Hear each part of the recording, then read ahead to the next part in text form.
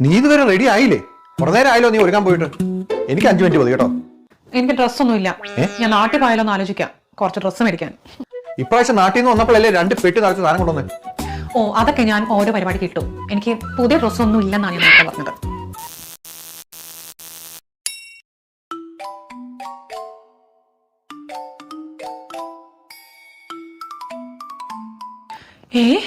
ഇതെന്താ ഇട്ടേക്കണേ?